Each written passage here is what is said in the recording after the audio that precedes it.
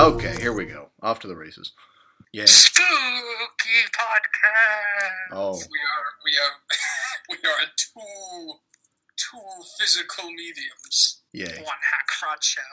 Two physical mediums. One hack fraud show. Oh goodness. Well, guys, how's your week's been? I don't know.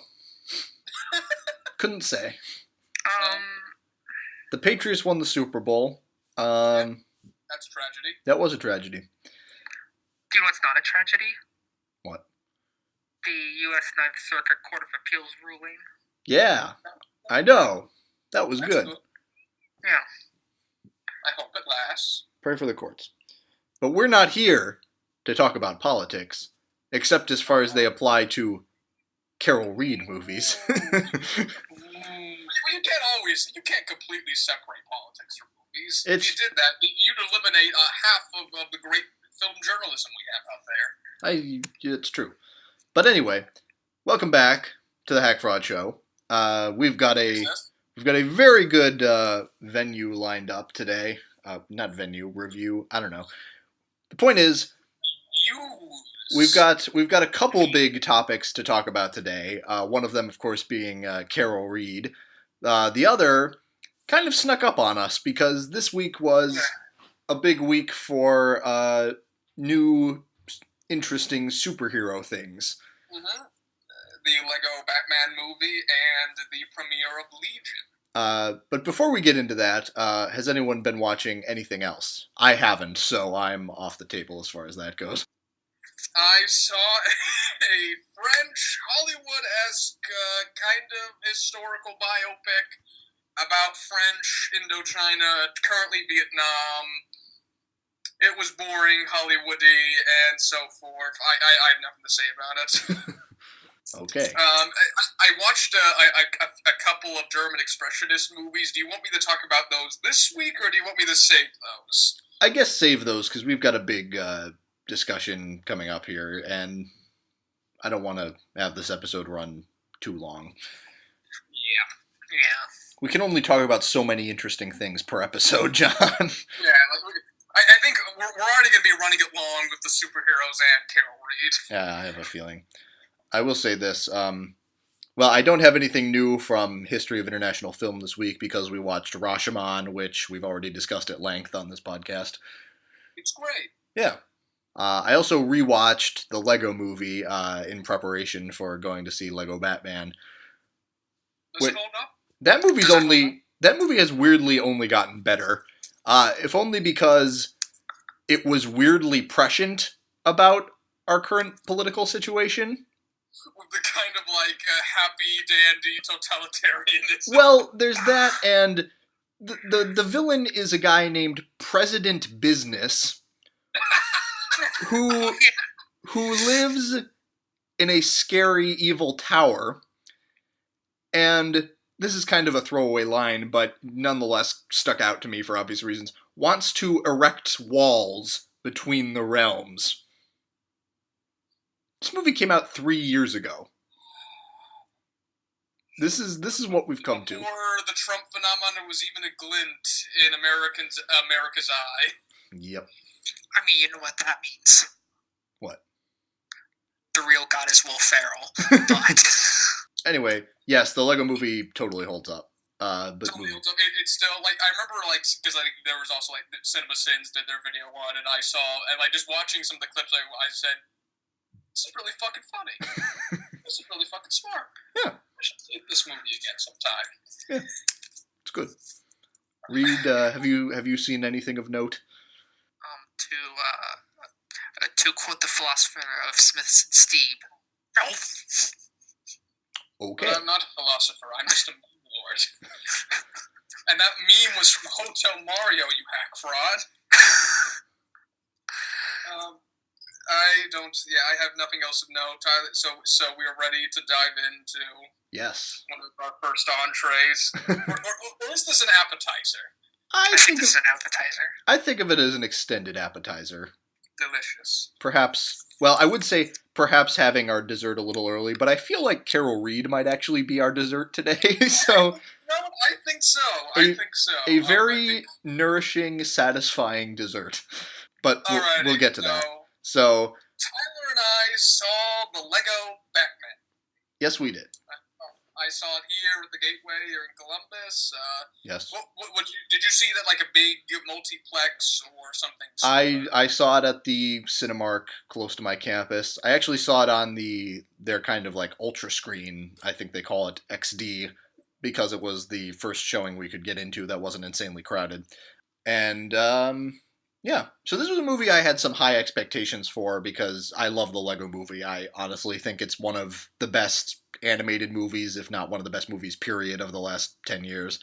It's like, it is something that no one expected anything from. We weren't supposed to expect anything from it, and it came out and was just really smart, really fucking funny, just gorgeous, and just took everyone by surprise and was the best animated movie of that year. And what was a very good year.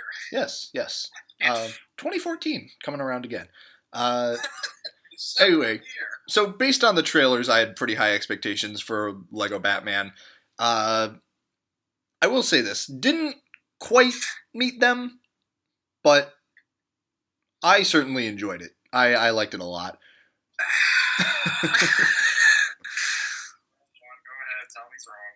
Well, I'm not going to tell him he's wrong, because okay. Like, you really liked this movie? You're wrong. That's just patently false. Podcast in a nutshell. Okay, this movie begins, and it's like this ultra-kinetic scene of like all these different pieces are moving around. We have Commissioner Gordon, we have all these different pieces, everyone's running around, there's a thousand jokes a second. It feel like, oh yeah, I'm back. It's the Lego Movie again. It's really fast-paced, really smart. Then the Joker shows up. And I just think to myself, this feels like fan fiction. Like this feels like something that's created by people who have just a little too much love for the source material and this character and this world to really have an objective view about it. What's more than that, like I find like it's weirdly pandering. Like it's the classic thing where they'll say like, oh, we're doing like some upbeat pop song or something like that, or oh, we're gonna be rapping, and they'll tell you that, but they still fucking do it. And that really gets on my nerves. I'm like, I just don't like how everyone talks in this movie. Also, that like I just think. I don't think the Will Arnett version of Batman works as the center of this universe that you're building, because that's a one joke character.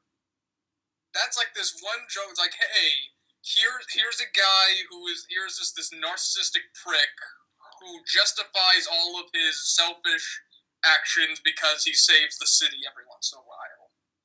And, like, the entire point of the movie is to get him from that to, like, oh, he has a family. Like, that's it. And everything else is either just, like, candy or things in service of that. And I just think that's boring. Like, I just don't think that's very interesting. All right, well, totally disagree with you. Now, look, my biggest gripe with this movie... And, it's not one that, you can really even make a strong case. Well, let me just explain this. This is much more of a kids movie than the Lego Movie was. It's definitely geared more towards kids. And yes. And that's fine. It's a movie about a Lego superhero. Like it's based on a toy line. It's based on a superhero, and we are now almost 10 years into the idea that superhero movies are a thing for serious audiences that should be taken seriously, which is not a concept that has ever really held water. But what this reminds me of is that, like, everyone kind of forgets this now because the Minions have taken over pop culture and the Minions movie was shit, but the first Despicable Me is a pretty good movie. Yeah, fairly. I haven't seen it in a while. I can't say that. It's just a pretty solid movie. And then the second one, when it came out, I saw it and I was like, okay, like it's more for kids. They're really leaning into the Minions now, and you know, it's a kids movie. It's fine. You know, that's what this was. But I do think this movie certainly had. I mean, I was laughing pretty consistently, you know, and that goes a long way. Also, this movie has some very high points because it addresses like the central logical problem of Batman in a way that no other Batman thing that I know of ever has, which is that scene where Barbara Gordon like gets the police commissioner job and like goes up on stage and outlines like her plan for fighting crime in the city. And it's like, Yes. we don't need a guy in a bat costume going around punching poor people to get rid of crime. I was on the floor proclaiming to the heavens, this is brilliant. That scene... Okay, that's a high point. Like, that scene is so smart in how it subverts the Batman character and the whole entire concept of Batman. Yeah. And I loved that. Also, I just have to say, I think you're wrong. I think Will Arnett's Batman definitely does work as a central character because maybe he's a one joke character, but after a while, it's not a joke anymore. Like you described him as kind of like BoJack Horseman with like all the complexity removed, and that's not wrong. Well, yeah, but no, I think you're right. Like, it is a kind of a cousin of his BoJack Horseman, kind of watered down and more acceptable for children. And a lot more. and there's a point in this movie, I think, where Batman definitely says something like, "Must be nice to be happy," and I was like, "Whoa!" Flashes of BoJack right there. Yeah, I don't know, but that's the issue. Is that like BoJack being some narcissistic prick who learns to trust other people. That's not why I find that show interesting. It's all the periphery they build around that show and all the questions they ask around that. I find there was large portions of the Lego Batman movie where I just wasn't laughing. Where I was like, I was never bored because like the animation's gorgeous. Yeah. The animation's gorgeous. At some points, it was such a sensory overload. I literally got a nosebleed in the theater. But regardless, like it's still like it's like vision of like 3D stop motion is just gorgeous to look at. It's wonderful. So I was never bored, but there's just long portions, especially in the middle, where I'm just like, I'm not laughing. Yeah, this isn't funny. There's also some portions where I felt like sliding into my seat. Sliding into my seat, like. I just felt really uncomfortable for some of them. Yeah. And I think it is, like, I do find it somewhat disappointing that this is such a movie just geared for kids. Because, like, the Lego movie was something that, like, half of that movie is a character arc for Will Ferrell. Yeah. And, like, to see them just, like, throw that away, like, it's all the same filmmakers, it's all the same writers, animators, directors, and to see them just throw that out, I think is kind of disappointing. Well, it wasn't quite the same, because Phil Lord and Christopher Miller, who I think are just brilliant filmmakers, they were not writing and directing this one. So that was kind of a little, I don't know. But I still enjoyed it. I don't think it's going to have, like, the rewatchability of the Lego movie, because that movie is just endlessly rewatchable. But I don't know. You know, I enjoyed it, and it was way better than any superhero movie I saw in 2016. So yeah, well, that's just damn fine praise right there. Well, yeah. I don't know.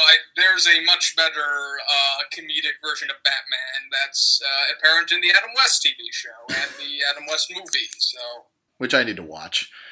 We must rectify our blind spots on the Adam West universe. I don't know. Like, I guess my thing is this: like, in the Adam West show, we were talking about this a little bit earlier. In the Adam West show, their idea of comedy is just taking Batman as he existed in the '60s, throwing it up on the screen, having charismatic actors say things with really straight faces, and that's where all the comedy would come out with. If anything, like, the joke in that show was about, like, how poorly this translates from the comic book to the screen. Mm. Whereas in this, the comedy is the Joker saying "Buttmobile," and I was underwhelmed. But it's really well animated, and it has some high points, like the fucking scene where they say we can't have a vigilante beating up poor people. That's a lot of fun. Like, Ray Fiennes is great. I love what they do with Alfred. Honestly, like, the kind of, like, the idea of, like, the little characters around Batman, like, I loved Michael Cera's Robin. It was just so, like, oh boy, like he's like if Burt Ward got transported into this universe. And I find that funny, so it's not without its merits, it's just not for me. Even, I think, Rosario Dawson as Barbara Gordon was giving a great, kind of straight man, but very charismatic vocal performance. Oh yeah, well, all the performances are great. Granted, I'm not too huge on Zach Galifianakis as the Joker, but let's get off this. I think I've exhausted all the intellectual circles I can run around this movie. All right, well, let's shift gears to FX's Legion, created by Noah Hawley, who also developed the Fargo TV show, I have not seen it. which is great, by the way. I highly recommend that. I'll probably someday watch the pilot and then put it down forever. Well, that's how I am. yeah. Anyway, Legion, yes, an FX show based on a somewhat obscure character from the X-Men universe. Like, I didn't know any of the characters in this, so I suppose that means obscurity. We both watched the first episode, which aired this week. John, what did you think? God, what a fascinating episode of television. Yeah, right? Like, honestly, I'm more, like, just the visuals in it. Like, I adore its Scandinavia by way of 2001: A Space Odyssey. Like, I've never seen that kind of style in like, a TV show or superhero anything, to be honest. And that was really interesting to look at.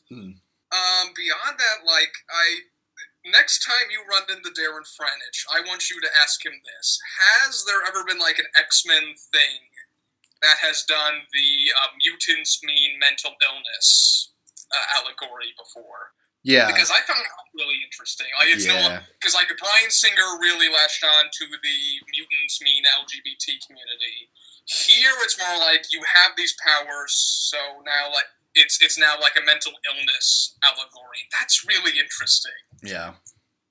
And what's more, also, like, it has some really fascinating musings on memory and how, like, the whole episode is him, like, dealing with what he remembers, what people told him happened, what he thinks happened, what he actually remembers, and how that colors what he thinks. Like, there's literally a point where somebody is teleported into his dreams, into his memories, and it's literally just making text all the ideas that have been building up. So I found it really interesting.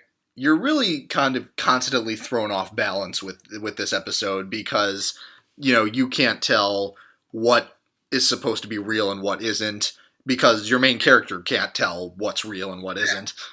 It's a slow burn of an episode. Yeah. And nice. I'm a little worried those elements might kind of fall by the wayside because at the end of the episode, spoiler alert, he kind of emerges from that cloud somewhat.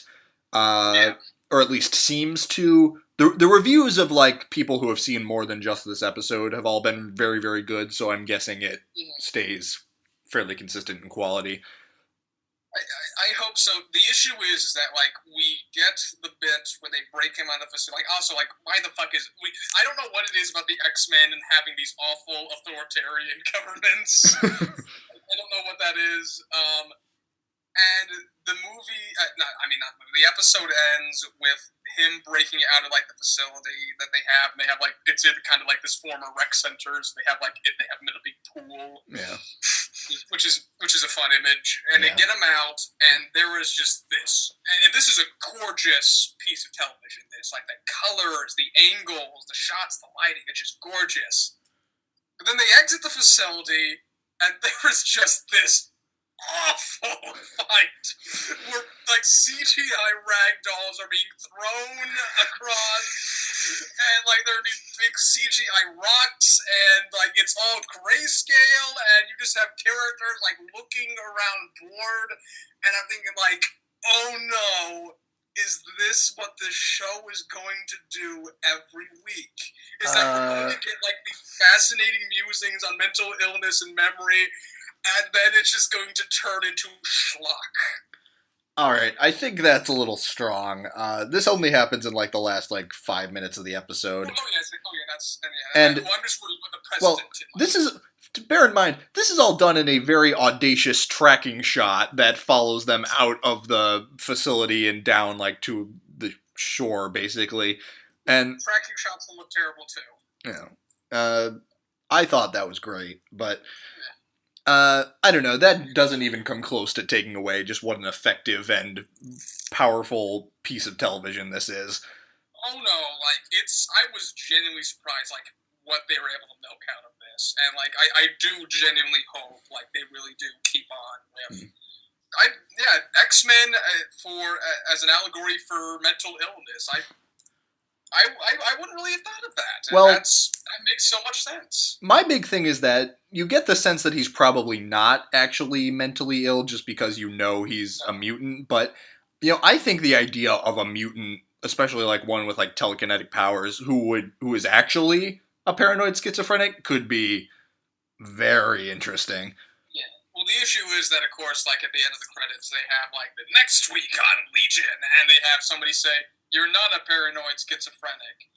And I just pray to God they, like, retcon that and make it so, like, that's a constant question. Mm-hmm. Whether, like, yes, he actually has these powers, but is he actually schizophrenic? Is he actually seeing things that aren't there? Is that, if you keep that conflict going, like, I can imagine, like, that's an entire season of television right there. Like, that conflict of, like, what is real, what he remembers and what he doesn't, and all in this great Kubrickian Scandinavian style. Yeah, I can't say for sure. I think they probably will keep it going. At least I hope they do. I have faith in this showrunner. Season 2 of Fargo is just one of the best things I've ever seen. And I have a lot of faith. And I think he's a brilliant writer. He's a very good director. He directed this episode. I'm not sure whether he directed any episodes of Fargo, but this was just off the wall. Oh God, the filmmaking. the filmmaking in this. The colors and the sound design and the editing and oh my God, it's bursting at the seams. If only all television could be made by, like, as visionary as this. I mean, the world we could live in. Yeah. So yeah, like, I'm hooked. Like, I'm really interested in where this goes coming forward, and, like, just as, like, a piece on its own, this is a really fascinating piece of filmmaking. So yeah, I have high hopes. I pray it does not. I have my concerns, but I hope it doesn't. I hope I am not disappointed. Yeah. And, you know, just we love the X-Men universe, and Logan is still to come, which I'm very much looking forward to. Watching this, I was like, yeah. Logan looks really damn interesting. Yeah.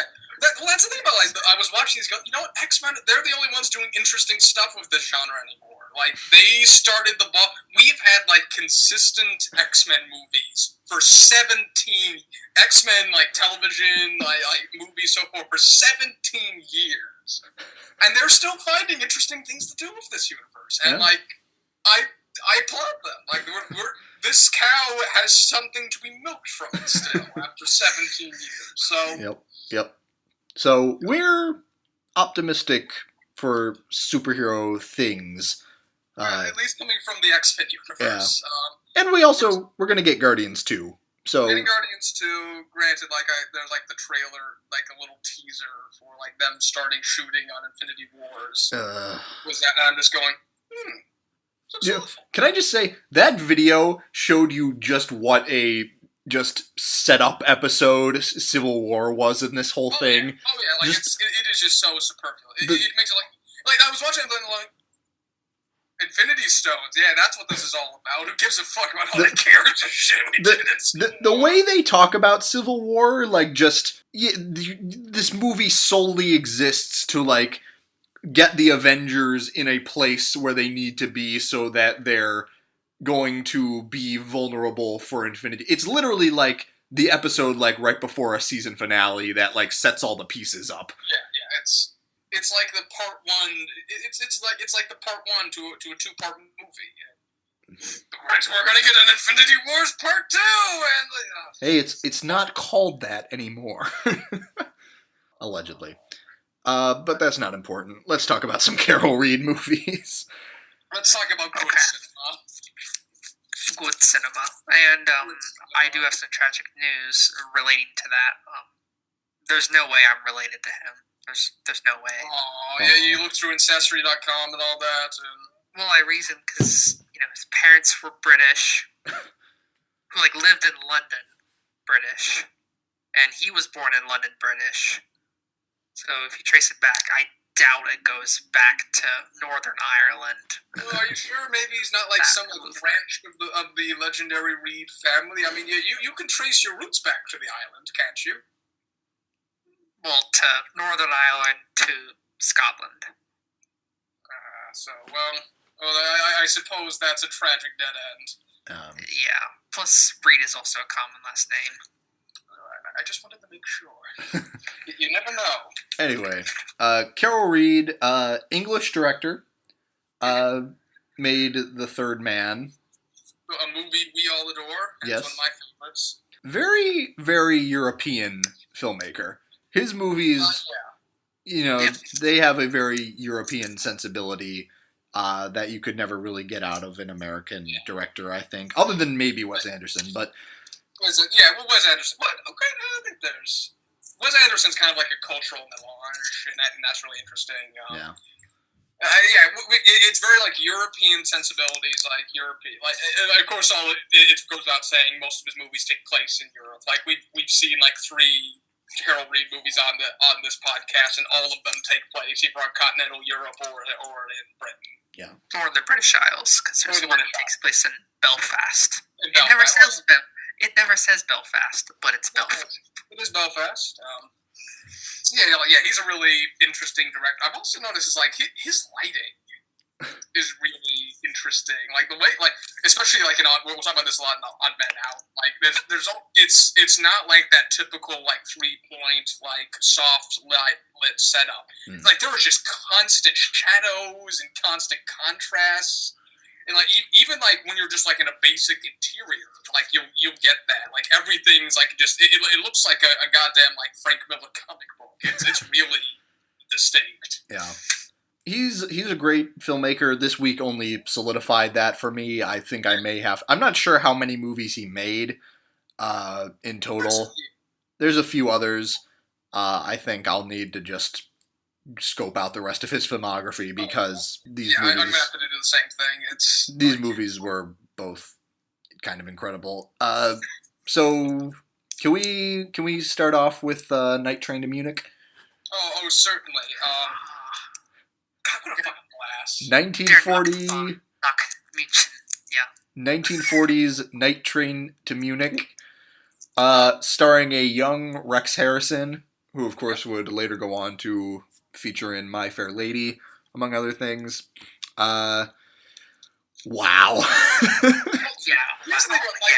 This movie begins, and it's this elaborate trekking shot into Hitler's headquarters in Bavaria, and it's just you have a man miming as Hitler, smashing his fist onto a map of Austria, and there's a montage of Hitler smashing his fist into maps of the places the Nazis annexed. Well, let me just preface it with this. Yeah, this movie starts this way. This movie, and we'll talk about this a little bit more, this movie addresses the Nazis in a very frank way, especially considering this was made less than a year into... documentary footage Yeah. of the Nazis. in it. And especially considering this was made less than a year into World War II.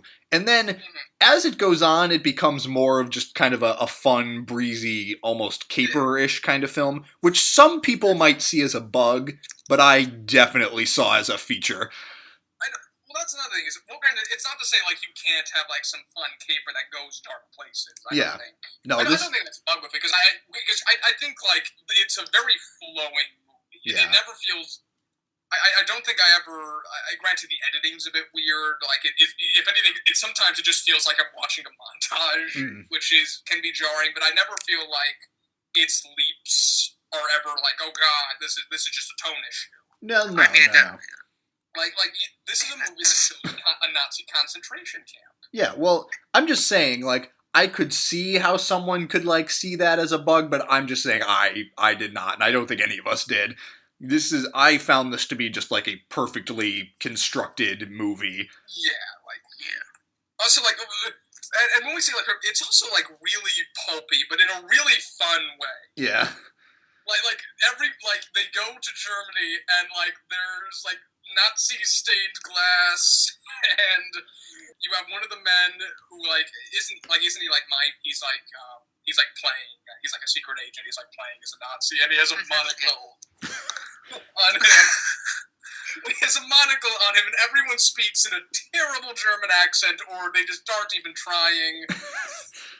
It is just and it's also like a really good script. Like there's a lot of great lines in this. It's a great script, and. Yeah. You know, it's maybe not as stylishly directed as some of Carol Reed's like later stuff. It feels a lot more kind of classic Hollywood, but he really does move things along at like a brisk clip, and the script is great, and the performances are great, and that last big set piece with the cable cars is very well staged. Yeah. That's just like a masterwork of staging and establishing space and so forth. I will say my one very, very small quibble with this movie comes at that point because he keeps cutting back to that like one Nazi guy who's like on the other side of the chasm, like he's going to do something, and then he just doesn't. But that doesn't really matter because it allows Rex Harrison to get away, and that all works out fine. So that's just a very, very small quibble. I just wanted to mention that. But let's just talk about how great this movie is. Oh yeah, like the fucking like them on like more I'm learning like a great movie is always made up of like little moments that just make you think, wow, that's just wonderful. Like I love the piece like they're in the car chase and like they are able to get ahead because like this. And it's wonderfully staged too. Like there's like this cart that comes, and they just run, and just the Nazis come behind it. They're like, "Oh shit!" And it's also that's really funny to see that. I love like the final shootout at the end is great. Like the train, the goddamn train. Like it's up to like that is such like a great environment. Where it's like you have like people like the scene where they stop at the station. And like they're like the two British men are like, well, the war isn't started yet, and like the woman then tells them World War II is started, and they sit down on the platform. They're like,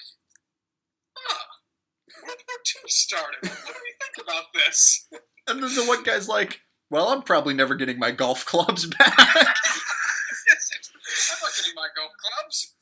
And like how like there's a point where like they leave a note for like because they think like one of them because there's like the secret agents in there, and like meet us in the lavatory, and they have this and they go in there and they're like fumbling around in this tiny space. But that's another great like Carol Reed always has sets with ceilings. Like this train is like this physical environment that you feel. It's not just them walking onto the Warner lot and doing some like they shoot in this bathroom and they're just like always fumbling around each other and speaking in like a really stilted but formal way. It's just a way to watch. Yeah. I thought it was fantastic, especially at the beginning. It was revving up, then it flew. It just flew. And I was like, holy shit, this is There's great. never really a break. No. And it's kind of great. Well, maybe a couple small bits. Well, there's like There's like some quick bits, breather. There's like some bits in the middle, but the dialogue is so great and it's so funny that I just don't care. and all the actors have great like, I know it's like they're all, some of them have like really bad German accents, but they all have charisma. They're all like always bouncing off each other. It's like, I love the scene, whereas this is also a case, like, Carol Reach is such a fucking filmmaker. Yeah. Like the scene where like we reveal like the Czech scientist who they have to get out of the country, and like we just see them at the factory, and it's this huge like model that they built, and it looks like really convincing.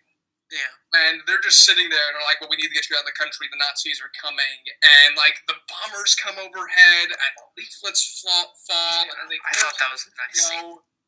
Like, that's just such a masterful set piece. Like, that's part of what you begin the movie on. Like, and then right from the get-go, you're hooked. And also when they break out from the concentration camp, that's a set. That's like a die-cast set. Like, oh yeah, the model of that, where they're like cutting the lights cut out, and they pan across the model, and then there's a little hole in the fence. Yeah, it's just a delight of a movie. It's such a credit to Carol Reed that he's able to balance like a scene taking place at a concentration camp. Like, this movie starts with its leading lady taken to a concentration camp, and then like showing that in such a way that, you know, American movies of the period certainly weren't doing. At this point, it was more about like the Nazis are these buffoons that are to be made fun of. They never really made the connection like, these are authority. Like at one point, like they use the language. Like I know it's like the character who says it isn't actually Nazi, but he used the phrase like Churchill is a Jew. Like that language is in the movie, and I'm like, Jesus, you could do this? Yeah. Like that's the language they use. I was saying earlier that like this movie addresses the Nazis in such a frank way. And yet is also able to balance that with the cable car set piece and fun scenes on a train and those two British guys who are like talking about the cricket season. I mean, actual fucking Nazis. And yeah, the archive footage. This movie is just such a delight.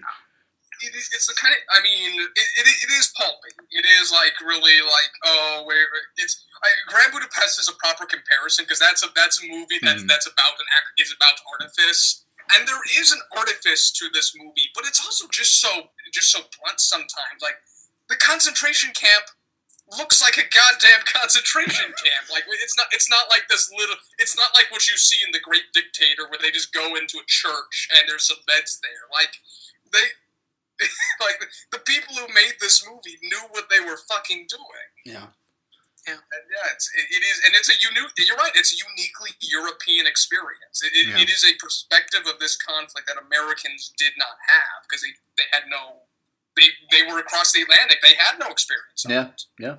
I mean, they weren't even in. They weren't even in it until the next. They weren't. This movie was made when America wasn't in the war. This isn't a propaganda movie. Yeah. I just think, you know, there are some, like, I think, scenes that seem to have directly influenced Grand Budapest. Like, when you had, like, the Nazis and the British guys on the train, I was just immediately thinking of, like, Ralph Fiennes talking to that, like, death squad on the train scene in Grand Budapest. And get your hands off the lobby boy! And the Alpine, like, cable car thing. And that feels so much like the skiing set piece. Yeah. I just wanted to bring this up real quick. This movie is often, I think, compared to Hitchcock's The Lady Vanishes, which was written by the same screenwriters, and apparently features those two British guys. Like, it was made before Night Train to Munich. And they carried over those two British guys, same actors playing the same characters. They just carried them over to Night Train to Munich. Fascinating. I almost want to watch The Lady Vanishes now. I kind of do. I think we could mine some stuff from like Hitchcock's early work because I think I hear some great stuff about his British career. I think the 39 Steps is fun. I think we should watch maybe The Lady Vanishes and, like, Foreign Correspondent. I think we could do an early Hitchcock episode at some point. I wouldn't be against that at all. It's like, early Hitchcock is a big blind spot for me. So that's Night Train to Munich. Does anyone else have any other things to rave about before we move on? I can see where people might think like, oh, isn't this a bit of a cognitive dissonance where we go from a concentration camp to pulpy fake Nazis? But like, Carol Reed is such a goddamn filmmaker that it never feels out of place. I never feel like I never feel whiplash from this movie. Like I thoroughly recommend it to anyone. It's just a great ride of a movie, and it has lots of fake Nazis. They're really fun, and there's a monocle in it. And to be honest, these quote unquote fake Nazis are a bit more convincing and Nazi-like than the Nazis in Indiana Jones. Yeah, Well, they have to be when you open with newsreel footage of actual Nazis. have fake Hitler pounding a map. I get the feeling that Tarantino watched this movie and said, like, I'm using this in Inglourious Basterds. Yeah, definitely. And, I'm just wondering, like, how have more people not seen this movie? How is this a movie that's not talked about? It seems so weirdly overlooked. Carol Reed is a filmmaker, as someone like who was oddly overlooked. Yeah, like he even The Third Man, his crowning achievement, that still goes under the radar when you talk about like best film noirs or best movies of all time. Yeah, Carol Reed is someone who I think definitely like deserves to be like in the pantheon, and somehow just isn't. Yeah, I'd argue like he's right up there with some of the best filmmakers of the era. Yeah. Like right up there, maybe right there with Wells, Hitchcock, the rest of Tom Ford, not Tom Ford, John Ford. There you go. I was like, what? Too many damn Fords in this business. But yeah. Ah, goodness. So I guess let's shift gears ever so slightly and talk 1947's Odd Man Out. Finds him collaborating with the cinematographer who I believe would later shoot The Third Man.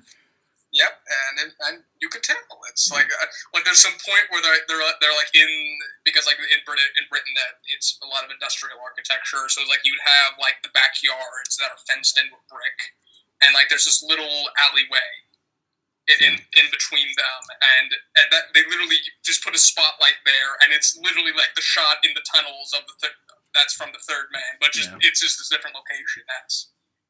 Which is really interesting. So this movie kind of takes place against the backdrop of fake IRA, Irish Republican Army. Well, John Reed, you guys are more history buffs than I am. Can you just explain the IRA a little bit? Okay, so I'm a hack fraud. So we're all hack frauds. I have to preface that before I say anything. So the IRA is the Irish Republican Army, and they are a terrorist organization that rocked the island of Ireland for decades. Basically, its ultimate goal was to basically make a united Ireland nation, where Northern Ireland would join the Republic of Ireland. And they've had numerous ceasefires, I think more recently within the past 10 to 15 years, where they said, we're done. We're just done. And coincidentally, the former Deputy First Minister of Northern Ireland is Martin McGuinness, who was one of the leading figureheads for the IRA in the 70s, in fact.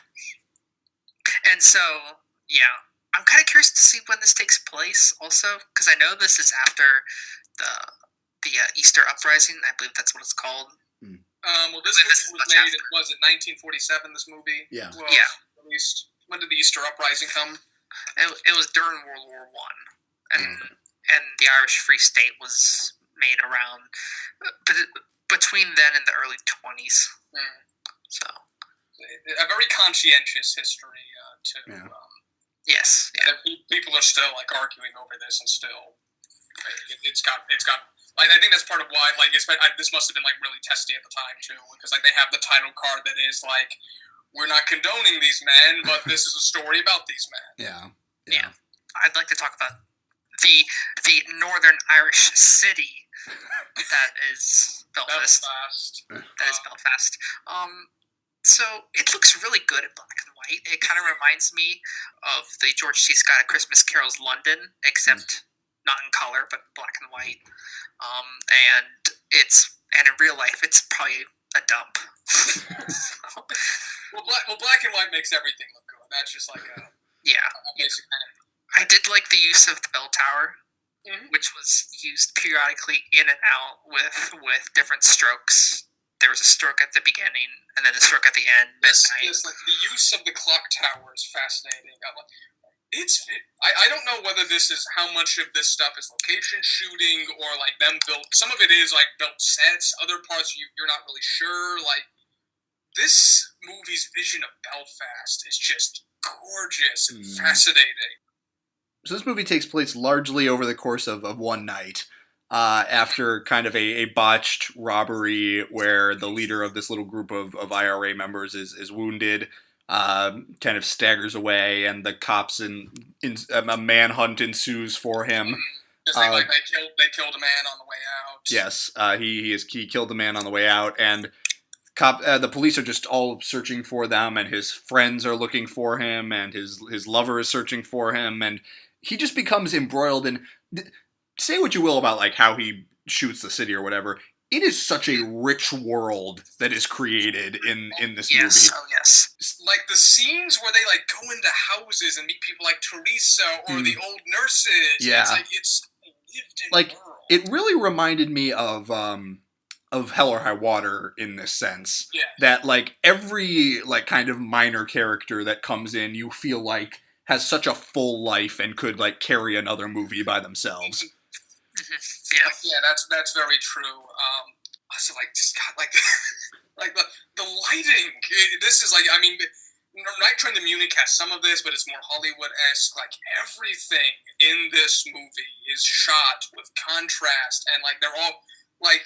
It screams and comes noir. You're right. One of my favorite sets in terms of I've ever seen is like when they have like the Bohemians are not actually, but like they have like a Bohemian lifestyle. Like they're squatting in what looks like used to be is like the ruins of an old stately home, and like the snow is coming through, but there's still like these grand paintings and grand architecture around them, and it's just like these ragtag Bohemians.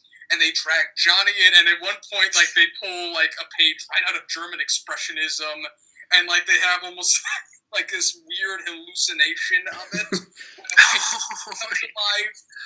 And I'm just like, this is just gorgeous. Like it's the atmosphere can be cut with a damn knife. This movie, I guess, can feel a little shaggier at times.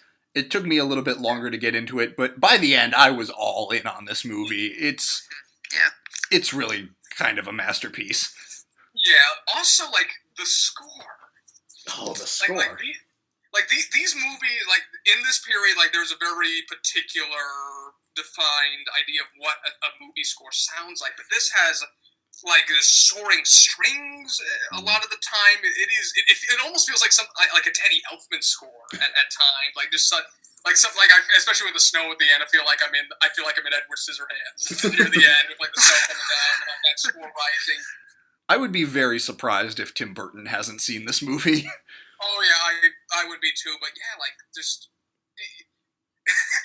I'm struggling to say things about it because like I could just like rapid fire like all the things I love about this movie. It's just it's so full. It's such a full meal, and the rain and the snow and the city streets and all the characters. You've got the priest and Johnny and him battling his inner. Dear God, it's an extraordinary movie. I told John this, but sort of comparing with La La Land and Whiplash, I would say that in the analogy, the Night Train to Munich is very much a La La Land, even though it's not a musical at all. But it's quite dynamic. Movie. It is quite dynamic. Pretty easy to understand, whereas this is definitely the whiplash of that, where you're like, what, and this plays off a lot of ideas and some pretty interesting techniques as well. That's an apt comparison. Yeah, that is a very apt character. Like, you brought that up, I'm like, yeah, that's perfect. Like, and also Tyler, yeah, the priest. Such a fascinating character, and like, I love when he's talking to the man, and like they don't want to talk about Johnny directly. Right. So he brings in his bird, and they talk about the bird. The bird guy. The bird guy. And like the crazy artist. Like we could just go into 30 minutes just naming characters, like and none of them feel shoehorned in. All of them feel just so rich and developed, even if we don't spend that much time with them. Yeah, just those old nurses he runs into who kind of take him in, and once they like realize who he is, they're kind of like debating like, what do we do? And it's so, what a movie! Like, I was just not prepared for how thoroughly this movie was gonna sweep me away.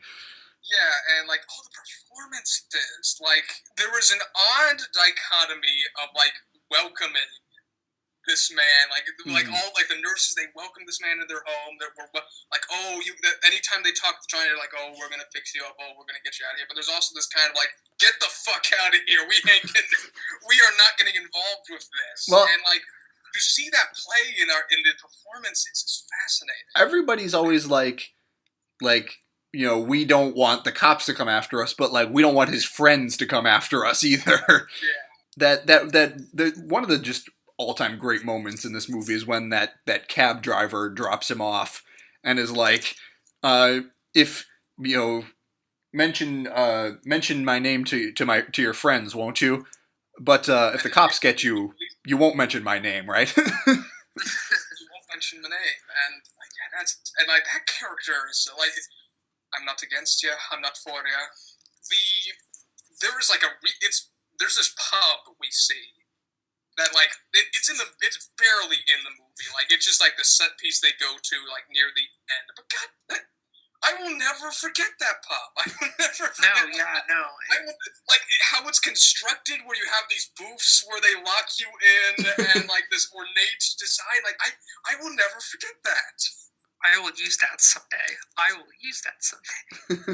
anyways, this is a filmmaker just at the top of the line. Yeah. This is just him at like this. I think isn't the next movie he would make The Third Man? I think so. I think The Third Man came out in '48. Mm-hmm. Yeah, this is just a filmmaker who is like just completely in control of his style. Like it's very stylish, and like there's lots of goofy angles and that sort of thing. But there's also like a really great sense of character, and how like everything in this movie is constructed to accentuate faces and to accentuate performance. Like it's both very, especially like when you go to the like there's like the dock scenes, and you see like there's all this in the background, yet there's always a clear focus in it. Like it is like Carol Reed just has such a goddamn control over this world, over his character, and it is just something to be marveled at. This might be one of my new favorite movies. Okay, here's something I just found out. I was glancing at Carol Reed's Wikipedia page to like look up the rest of his filmography. He won the Oscar for Best Director for Oliver, the musical version of Oliver Twist. I didn't even know he made that. Oh yeah. What the? The world is fucked up. The world is fucked up, Tyler. We know this. This is what happens in the filmmaking world. Is that some people just get awards for the wrong things. Oh yeah, and speaking of fuck up or rather fucked up things, and just the Oliver poster. That fucking bubble scene where he starts seeing all the faces. That is such a particular image, and we're struggling here. Like this movie is too great for words. Yeah. Okay. Yes. I was wrong. By the way, he had a collaboration with Graham Greene before The Third Man that came out in between Odd Man Out and The Third Man. That's called The Fallen Idol. That came out in '48. Third Man came out in '49. I'd now be really interested to look that out because like to see because like this is Carol Reed at his peak. Like this is like granted like I think like Roman Polanski often regarded this as like his favorite movie and like the best Carol Reed movie, and like it is a movie with a reputation. Yeah. It's just like I just think it's a tragedy that this filmmaker and this film just isn't as well known as like some as either The Third Man or like some of Hitchcock's work or Wells' work or any of the other great filmmakers of this era. Yeah. And also as a side note, so just looking at the Fallen Idol, just the poster, one thing that really stands out is like the top bars that like are like a hook sometimes. Especially in like old cinema, and then this is the suspense is all. Sorry, yeah. No, go. The suspense is almost unbearable. The poster for Odd Man Out is great. They say like the most suspenseful movie you'll ever see. Are they wrong? No, they like God damn it, like this. Yeah, this is it. There's also yes, this is it. One other thing I just wanted to mention. This is actually going back to Night Train to Munich just for a second. I forgot to bring this up, but the seeds of the Bond movies seem to be planted like all over Night Train to Munich. Yeah, that does feel like this sort of like secret agents, like pulpy feel, like the scene where they enter the train and they're strung up. That feels like something from a Bond movie. And kind of like the repartee between Rex Harrison and the female lead, I believe Margaret Lockwood is her name. Just wonderful. I just wanted to bring that up. But that is wonderful. Carol Reed. What a fucking find. What a fucking filmmaker. I just can't believe it. He certainly does not get the recognition that he deserves. History is going to go forward, and we might forget this man, and that's a tragedy. I think he's due for a revival. I think our generation kind of has to pick up the slack on that. I think The Third Man is gaining a lot of ground because like that's as you consider like anytime you like study Orson Welles, that movie comes up. And like that also, anytime you like you're studying the Cold War in Vienna, you pull out that movie. Like, but I think maybe when like the sort of controversy around the IRA might die down in the future, maybe we'll be able to look at this with a better, more closely, and maybe it'll be more tenable for a regular audience. Who knows? Like I just think like The Third Man and this are some of the greatest film noirs ever made. Yeah. Well, I mean, on a bit of a side note, with rumors of people in Northern Ireland just wanting to leave the leave the United Kingdom, there's a slim chance we might see a resurgence. But again, I highly doubt it. It's all speculation. All of this is speculation. But then again, it was also speculation that bad shit would happen, or that Brexit would happen. So yeah, we just don't fucking know. Anyways. Movies like this are why I fell in love with movies. It is stuff. It is like these just experiences that like the story itself is fairly simple and fairly bare bones, but just the fucking filmmaking, just brings it to life. And these are why I watch movies. These are why I make movies. And I don't think I can give a movie any higher praise than that, than like letting me flash back to the moment I decided like this is something I want to do with my life. This is something I love. So go out and see the goddamn Odd Man Out. What a joyous week. Yeah, this is. I'm so glad I saw both of these movies. I am too. Yeah, this is. I was kind of worried about Carol Reed, but like now I surrender. Worry not. I really want to return to this well at some point. Like, yes. I think this is. I think he had 2 other collaborations with Graham Greene. He had The Fallen Idol, and then a movie he made later called Our Man in Havana. Now that sounds interesting. Which when did Our Man in Havana come out? 1959, I think. So that's just before. Actually, that's right on the cusp of Castro. Well, when they made it, it was going to be before, but when that movie came out, it would have been. Man, this guy's on the fucking cutting edge. He's making movies about the Cold War, fucking the IRA, Nazis. Nazis. Like, this fucking guy. Like.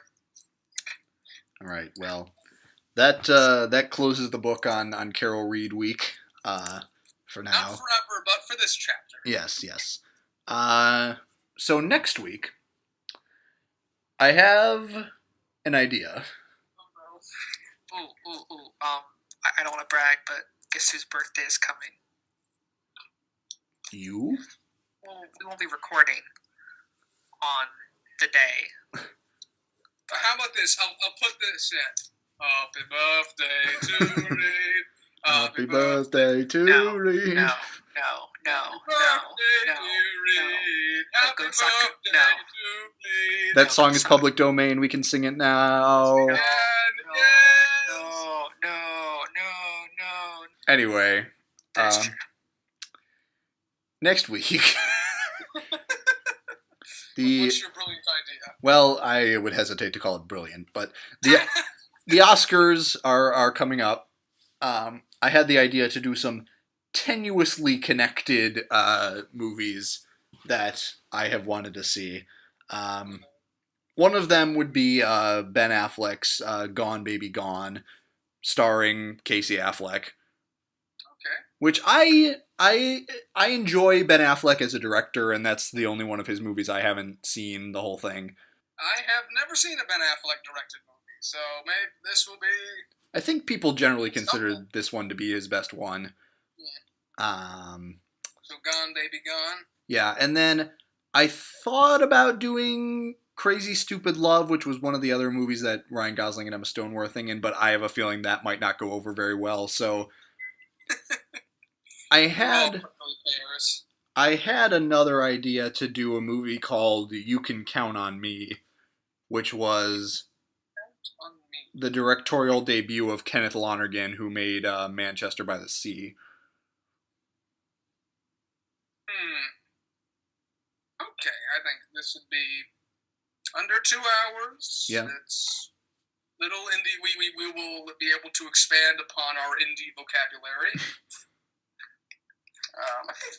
You know what? Because I'm thinking, like, what else I think we... Like, the only thing I'd come up with for Oscars week is, like, trying to fill in the holes. We tried to go out and fill in the holes we have for, like, Best Picture nominees and so forth, and then go back and talk about it. Actually, yes. Yes. Because one thing that sounds intriguing, not really intriguing, actually probably not interesting at all, is winner of Best Picture a couple years back, a little film called The Artist. Oh no. Okay, maybe not. No. So, Gone Baby Gone, and God, what's your fatherfucker? You Can Count on Me. Well, you sound so enthused, John. Well,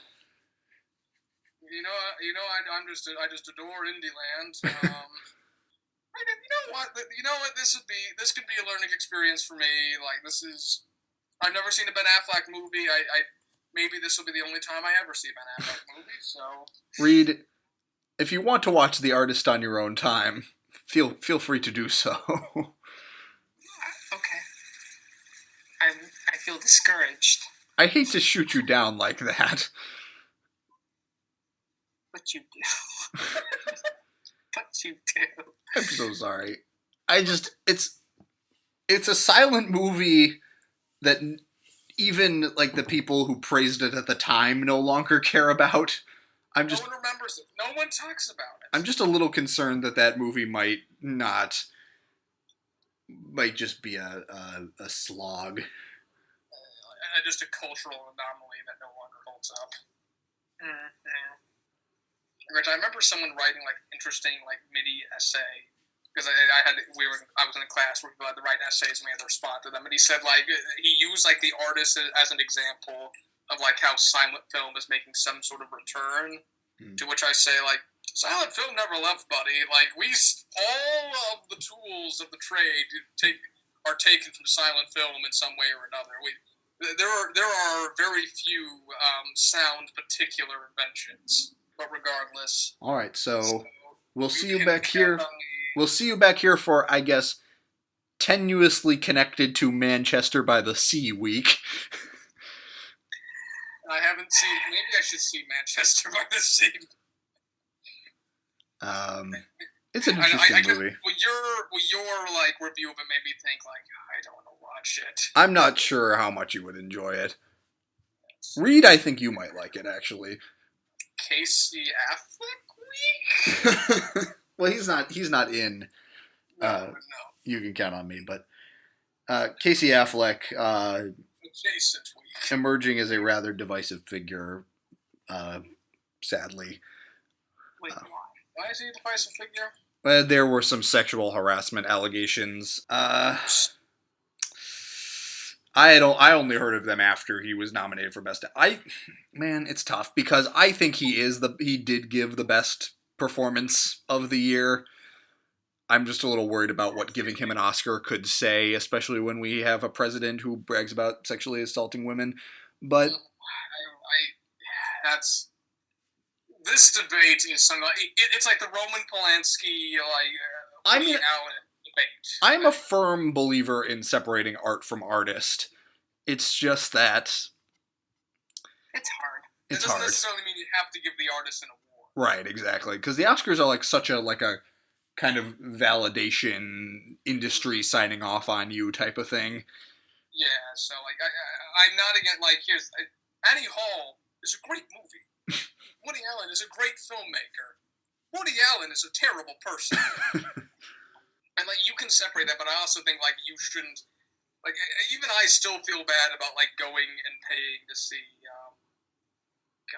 God, what was it? Cafe Society. Cafe Society. I still think no, this isn't a question about the quality. This is a question should we be giving money to people like these artists who have allegations against them? And I think that's a question we'll never be able to truly answer. He's old. He's gonna die soon. He already has all the money he could ever want, probably. Yeah. What are you gonna do? Well, this turned very dour. All right, we'll see you next week. Let me close this goddamn window. Fuck. Ow, Jesus. Ooh, an Ohio State clock. It's shit. It is shit. So we were going to get a tour. This is brilliant. I'm so glad I'm recording this. This is brilliant. Now we have so many outtakes. We have outtakes. We can cut between footage. Yes. That's where we'll be when the man comes back. If the man ever comes back. If the man ever does come back. Oh, Jesus. The thing I had with Lego Batman was that there were some jokes that were really clever, Mm-hmm. and it was really knowing. I was like, oh yeah, this is good, and then it just kind of got into, hey, this is what kids like, right? Yeah, that's kind the of thing. It's a kids movie, and that's disappointing because the first Lego movie kind of was. Well, no, but that's one of those SpongeBob things where it's okay, it's a kids movie, but it works for everybody. But that's also the thing where that's kind of a two-hander between the kid and the overbearing adult that played by Will Ferrell, and half of that movie is a character arc for an adult. So I'm just I don't know, I guess I'm just disappointed in the fact that it's let's just make it for kids. Yeah, they just kind of decided to not even touch on that adult aspect. Yeah. Jeez. And I guess that was kind of disappointing.